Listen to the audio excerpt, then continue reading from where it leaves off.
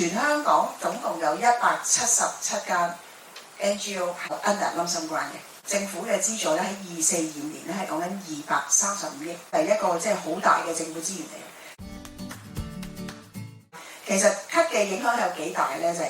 因為我哋社會服務咧，好大程度咧就係以人為本，即係話咧你嘅 cut 咗落去係直接影響緊我哋嘅出糧啦。尤其是 NGO 界別裏邊，我哋好大程度有超過80%咧都係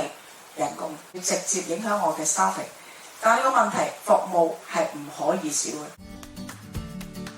無論係政府 cut 唔 cut 關都好啦，都會出現嘅。咁其實好大程度上係嚟自於冧心關本身政府俾錢你哋嗰個模式啦，同埋你哋本身嘅 establishment。其實每間 NGO 嗰個 staff establishment 同埋社署所謂嗰個 national staff 每間 service unit 係一樣咧。咁呢個我諗好大程度上唔係啦，係啦。咁第二樣嘢就係政府俾啲 point，咁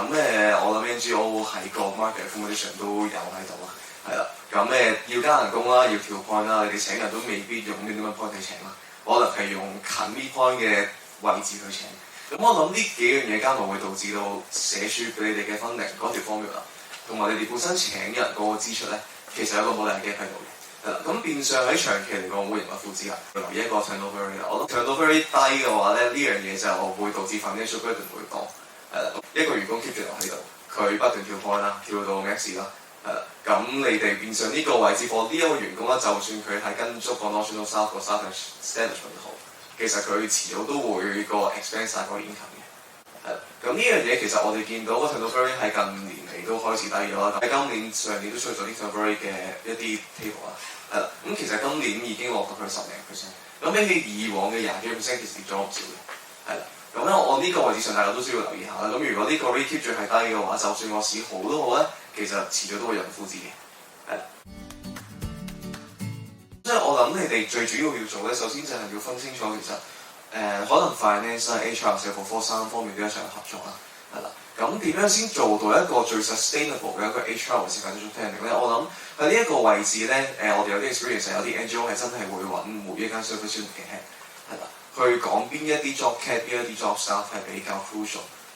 咁放唔同種類嘅 staff turnover rate 唔同，你哋所 design 嘅 pay scale 或者本身你嘅 pain point， 即係嗰個job 嗰個 pay 個 points 啦，都可以有唔同嘅分別嘅。咁我諗呢個位置係 long term 嚟講就會係對於每間 NGO 啦，for 你哋 HR planning 又好，staff establishment 都好，或者係嗰 financial planning 都好啦，都會有一個好處喺度嘅。咁所以我哋通常做啲 model 咧，我哋就會做幾個唔同嘅 model 出嚟，咁你哋就自己拍落去。咁呢種習慣咧，我希望能夠喺唔同嘅 NGO 裏邊咧，能夠有呢一種嘅柔韌性，因為冧心 grant 2004年出嚟嘅時候，最大嘅目的希望就係俾大家有一個足夠嘅柔韌性，能夠可以根據個市場嘅變化，根據個社會嘅需要咧，係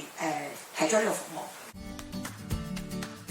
最近都已經知道好多 NGO 開始用緊呢個 pension reserve， 因為根據個政府個條例裏邊咧，佢可以有個柔韌性俾大家去做呢個 relaxation 啦。點樣去知道究竟應唔應該用 pension reserve， 可以用幾多？其實都要計一計嘅出嚟啦。我諗支出遲啲點都會大嘅，係啦。咁點解會大咗咧 ？turnover rate 低，又係啲同事跳 point 高咗 ，VC 又多咗，年資又多咗，公司點都會多嘅。第二個 challenge 就係 LSP 取消對沖啊，係啦。咁你哋如果之後要俾 staff 一個 LSP 或者 SP 物，其實都用 PF reserve 去俾出去嘅啫。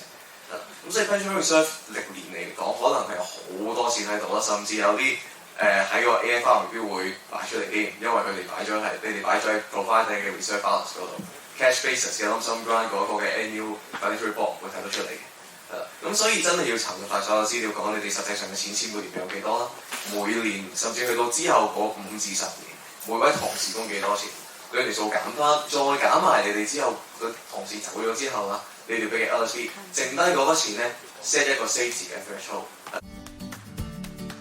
點樣聰明地用好呢一個 pension fund reserve 嘅錢係非常之重要，因為而家係俾你有個 relaxation， 咁呢個 relaxation 點用咧？咁我會建議大家一定用喺人度啦，唔好用喺其他嘅 operation 嘅 expenses 度啦，因為呢筆錢係 for 同事作為佢嘅退休保障，同埋留意一點咧就係一定要同員工溝通，亦都要上諮詢委員會，呢3個 major point 係大家要留意嘅。咁所以做呢個 Petroleum Reserve 嘅一個